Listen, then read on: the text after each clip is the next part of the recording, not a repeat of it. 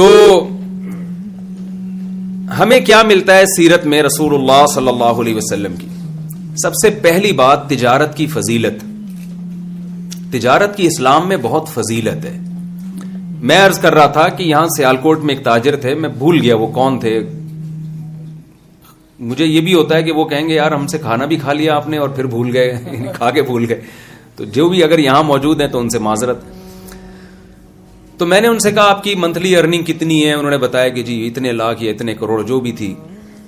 تو میں نے کہا اگر آپ محنت کر کے اس کو ڈبل کر لیں, 1 کروڑ کما رہے ہیں 2 کروڑ کر لیں. انہوں نے کہا ضرورت نہیں ہے, کیونکہ اس میں میرا اچھا گزارا ہو رہا ہے, میں 1 کروڑ روپے کماتا ہوں یا 10 لاکھ یا 20 لاکھ جو بھی تھی, تو مجھے ضرورت نہیں ہے 1 کروڑ کی, اس کو میں ڈبل کروں, مجھے اس کی ضرورت نہیں ہے. میں نے کہا 1 کروڑ کی ضرورت ہے آپ کو جو آپ کما رہے ہیں, کیا اس کی ضرورت ہے؟ وہ سوچ میں پڑ گئے. میں نے کہا ضرورت انسان کو 2 وقت کی روٹی کی ہے, ایک سر چھپانے کے لیے اس کو جگہ مل جائے. نبی صلی اللہ علیہ وسلم نے فرمایا کہ جس شخص کو سر چھپانے کے لیے جگہ مل جائے, جسم کسی بڑی بیماری سے محفوظ ہو اور 2 وقت اس کو کھانا مل جائے, تو ایسے ہے جیسے پوری دنیا کی دولت سمیٹ کر اللہ نے اس کے قدموں میں ڈال دی. وہ ناشکری نہیں کر سکتا کہ میرے پاس کم ہے, اللہ کا دیا بہت کچھ ہے. تو میں نے ان سے کہا کہ آپ کی جو ارننگ ہے وہ یہ بھی بہت ہے, آپ کو اس کی ضرورت نہیں ہے, لیکن اس کے باوجود اسلام تجارت کی ترغیب کیوں دیتا ہے؟ آپ اس لیے نہیں کما رہے کہ آپ نے کھانا ہے, آپ قوم کے لیے کمائیں. مسلمان تاجر اگر مضبوط ہوگا, اس سے اسلام مضبوط ہوگا, اس سے مسلمان مضبوط ہوگا, اس سے آپ کا کنٹری مضبوط ہوگا. رسول اللہ صلی اللہ علیہ وسلم کی صحیح حدیث ہے, آپ نے فرمایا المؤمن القوی خیر احب الی اللہ من المؤمن الضعیف. فرمایا طاقتور مومن اللہ کو زیادہ محبوب ہے کمزور مومن سے. علماء نے اس حدیث کی تشریح میں یہ لکھا ہے کہ یہاں طاقت سے صرف جسمانی طاقت مراد نہیں ہے, سائنس اور ٹیکنالوجی کی طاقت ہے, معاشی طاقت ہے, ساری طاقتیں اس میں داخل ہیں. اس لیے کہ پاورفل آدمی, طاقتور آدمی وہ کچھ کر سکتا ہے جو کمزور آدمی نہیں کر سکتا. اگر ہمارے مسلمان تاجر نہ ہوتے تو ملک کا تو اور دیوالیہ نکل جاتا, ہمارے دینی مدارس بند ہو جاتے, ہمارے جو رفاہی ادارے چل رہے ہیں جن میں تاجر لوگ تعاون کرتے ہیں وہ سارے ادارے تباہ ہو جاتے, ہم ہر وقت کشکول لے کے غیروں کے آگے کھڑے رہتے. یہی وجہ ہے کہ نبی صلی اللہ علیہ وسلم کے دور میں بڑے بڑے تاجر تھے. حضرت عثمان رضی اللہ تعالیٰ عنہ, ہمارے یہاں جامع الرشید میں اس پہ تحقیق ہوئی کہ رسول اللہ صلی اللہ علیہ وسلم کے دور کے جو تاجر تھے ان کے پاس سرمایہ کتنا تھا, تو آج کے لحاظ سے اربوں روپے بنتے ہیں. حضرت ابو بکر صدیق رضی اللہ تعالیٰ عنہ کا سرمایہ, حضرت عثمان کے پاس سرمایہ اربوں روپے کے تھے. آپ دیکھیں نا, ایک موقع پہ نبی صلی اللہ علیہ وسلم اعلان کر رہے ہیں تبوک کے موقع پر, حضرت عثمان 100 گھوڑے یا 300 گھوڑے پیش کر رہے ہیں. گھوڑا اس زمانے کی لینڈ کروزر تھی, تو یہ 400 گھوڑے 400 اونٹ دے دینا, یہ اس کی علامت ہے کہ آپ کے پاس کروڑوں اربوں روپے کے سرمایے تھے. ہمارے نبی نے کبھی حضرت عثمان سے یہ نہیں کہا کہ آپ نے اتنی دولت رکھی ہوئی کیوں ہے, کبھی بھی نہیں کہا. قرآن مجید میں سورہ نور میں اللہ تعالی نے کیا فرمایا, رجال لا تلہیہم تجارت ولا بیع عن ذکر اللہ واقام الصلاۃ. ہمارے کچھ نیک بندے ایسے ہیں کہ تجارت ان کو اللہ کی یاد اور نماز سے غافل نہیں کرتی. دیکھیں اعتدال کیا ہے, اللہ نے یہ بھی نہیں کہا کہ ہمارے کچھ نیک بندے ہیں جو بزنس میں ایسا لگتے ہیں کہ نماز کو بھول جاتے ہیں, یہ بھی نہیں, یہ بھی غلط ہے.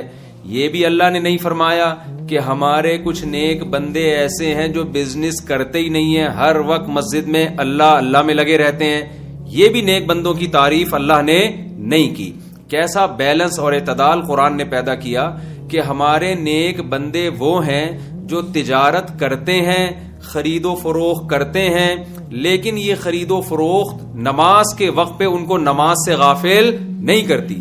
یہ نہیں کہ 24 گھنٹے مسجد میں بیٹھے رہتے ہیں, یہ بھی نہیں ہے کہ بالکل مسجد کا رخ ہی نہیں کرتے. تو یہ وہ اعتدال ہے, بیلنس ہے, جسے پیدا کرنے کی ہماری سوسائٹی میں ضرورت ہے. اچھا, آپ حیران ہوں گے کہ اسلام میں جہاں بھی پیسے کمانے کا تذکرہ آئے نا, بزنس کا تذکرہ کیا قرآن نے, جہاں بھی. لِإِيلَافِ قُرَيْشٍ إِيلَافِهِمْ رِحْلَةَ الشِّتَاءِ وَالصَّيْفِ, قرآن کہتا ہے قریش کو چاہیے کہ اللہ نے جو قریش پر احسان کیا, قریش اس احسان کا شکر ادا کریں. وہ احسان کیا ہے کہ اللہ نے ایلافہم رحلۃ الشتاء والصیف, تجارت کے لیے 2 سفر سال میں ان کے لیے 2 مرتبہ سفر کرنا آسان کر دیا ہے. تو اللہ اہل قریش اور عربوں پر جو اپنا احسان بتا رہے ہیں, وہ کیا احسان کہ تم گرمیوں میں بھی بزنس کرتے ہو اور تم سردیوں میں بھی بزنس کرتے ہو. بتائیے اس سے بزنس کی فضیلت ثابت ہو رہی ہے کہ نہیں ہو رہی ہے؟ عام طور پہ کسی کا بزنس سردیوں میں چلتا ہے, گرمیوں میں نہیں چلتا.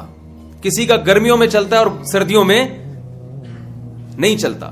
اگر آپ میرا ساتھ دیں گے نا, تھوڑا گردن ہلا کے یہاں ہوں کر کے, مجھے لگے گا میں ٹی وی میں نہیں آ رہا, میں سامنے بیٹھا ہوں نا. بعض دفعہ ٹی وی میں کوئی پروگرام آ رہا ہوتا ہے تو کوئی رسپانس ہی نہیں مل رہا ہوتا نا اس میں.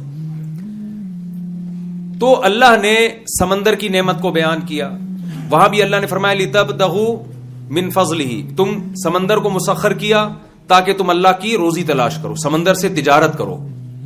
تو قرآن میں, حدیث میں ہمیں جہاں بھی ملتا ہے مال کمانے کا ذریعہ, وہ تجارت ملتی ہے, بزنس ملتا ہے. یہ جو ملازمت کا طریقہ ہے نا, یہ ہمارے ہاں انگریزوں کے آنے کے بعد دفتروں میں جب کلرکوں کی ضرورت پڑی تو وہاں آ کے یہ ملازمت کا سیٹ اپ شروع ہوا ہے. خود ہمارے نبی صلی اللہ علیہ وسلم نے بزنس کیا. حضرت خدیجہ رضی اللہ تعالی عنہ سے جو آپ نے نکاح کیا, اس کی وجہ سے اللہ نے آپ کے بزنس کو پروموٹ کیا, اور اس فضیلت کو قرآن نے بیان بھی کیا ہے. الم یجدک یتیما فآوی ووجدک ضالا فہدی ووجدک عائلا فاغنی. اے نبی, آپ مسکین تھے, اللہ نے آپ کو غنی کر دیا. تو غنی کیسے کیا؟ حضرت خدیجہ تاجر تھیں, حضرت خدیجہ کے پاس مال بہت تھا. آپ کو ایماندار تاجر چاہیے تھا جو اس مال کو ایمانداری کے ساتھ انویسٹ کر سکے. اسی امید پہ حضرت خدیجہ رضی اللہ تعالی عنہا نے ہمارے نبی کے پیغام نکاح کو قبول کیا, اور اللہ نے اس بزنس کے ذریعے آپ کے کاروبار میں برکت عطا فرمائی.